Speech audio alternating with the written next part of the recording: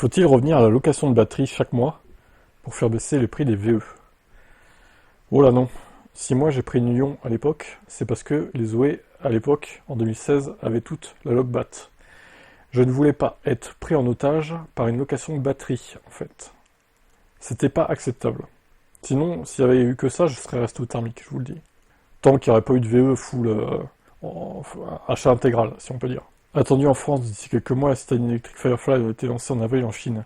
Elle vient de faire l'objet d'une nouvelle offre chez Ezel qui va rappeler les souvenirs d'une formule de location de batterie. Ce système permet de faire fondre le prix de l'auto, la batterie étant évidemment l'élément le plus cher. La version de base sans batterie passe ainsi donc à 80 000 yuan, une baisse de 30%. La batterie facturée 400 yuan par mois, environ 48 euros. Ouais, mais eux, c'est encore autre chose parce qu'il y a le battery swap. Donc, on peut comprendre le logbat pour eux. Mais à l'époque, alors, il y avait un espèce avec l'affluence, un espèce de système identique, mais ça n'a jamais pris en fait. C'était trop pourri, quoi. C'était pas au point. Il est évidemment encore trop tôt pour faire un bilan de cette proposition. On se demande si ça peut redonner des idées aux constructeurs implantés en Europe. Le marché de l'électrique ne progresse plus, se heurtant à encore des automobilistes qui trouvent que les prix sont encore élevés. C'est justement pour dissimuler le prix réel des modèles électriques que la location de batterie avait été proposée il y a quelques dizaines d'années. Enfin, il y a une dizaine d'années, pardon. On a commencé bien sûr avec la Zoé. En plus de rassurer sur le vieillissement de la batterie, l'idée était de mettre en avant un prix du véhicule hors batterie plus proche de son équivalent thermique et de proposer différentes formules pour la batterie en fonction du kilométrage. Ainsi, à son lancement, une Zoé de base coûtait 20 700 € hors batterie et sans le bonus, et la location de la batterie commençait à 79 € par mois. Mais 79 € par mois, on se rend pas compte, mais c'est cher quand même, hein. C'est un plein d'essence hein, quand même, hein. C'est-à-dire entre 600 et 800 bornes selon la thermique que t'as et la conso que t'as, quoi. Sachant qu'en plus il faut payer l'électricité derrière. L'électricité n'est pas incluse dans cette somme. Donc autant rester un thermique, hein. Si c'est pour avoir ça, franchement, non. Je suis archi anti-location de batterie, perso.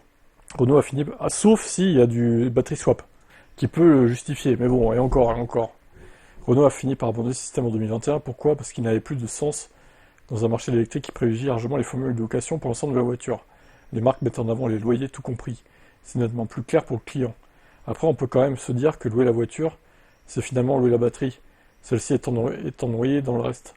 Oui, c'est vrai. La baisse d'intérêt pour cette idée de louer la batterie découlait aussi du fait que les loyers tout compris étaient de plus en plus agressifs et se rapprochaient maintenant de ceux de la seule location de la batterie de la Zoé à ses débuts.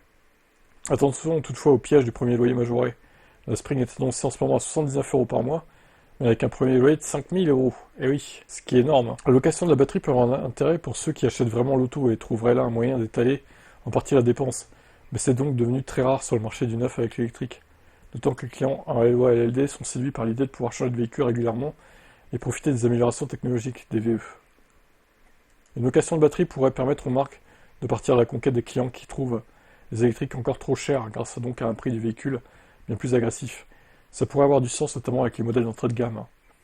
Il est vrai que la prochaine Twingo électrique est promise sous les 20 000 €, mais pour certains c'est encore dissuasif pour une citadine. Sans sa batterie, une telle Twingo pourrait s'annoncer à moins de 14 000 €. Sa batterie LFP étant moins coûteuse, une location de cet élément serait bien plus abordable que du temps de la Zoé. Oui, mais alors quel sera le juste prix pour une location de batterie, quoi? 30, 40 maximum? 49,99? Kilométrage illimité? À la limite, ouais, pourquoi pas. Mais alors faut que la voiture elle suive derrière, hein. Genre, il parle de 15 000 pour la Twingo, je dirais plutôt 10 000 moi.